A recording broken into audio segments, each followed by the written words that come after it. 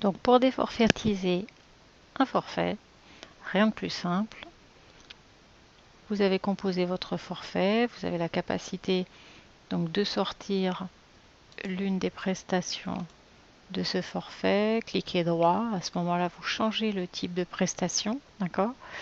Et au besoin vous la mettez donc en format de carte individuelle, elle sort comme ça du forfait, donc ça peut vous permettre de déforfaitiser. Cette prestation était inclue à ce forfait, vous validez au niveau de la modification du prix. Et ça marche donc très simplement dans l'autre sens, c'est-à-dire que si vous avez besoin d'ajouter à la place une nouvelle prestation, je vais choisir l'animation équestre, hein. Hops.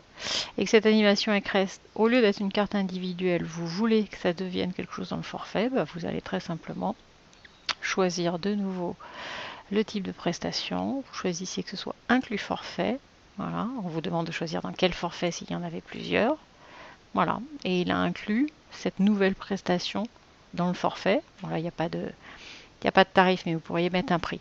Donc voilà, c'est tout aussi simple de pouvoir déforfaitiser certaines prestations ou d'ajouter ponctuellement une prestation à un forfait.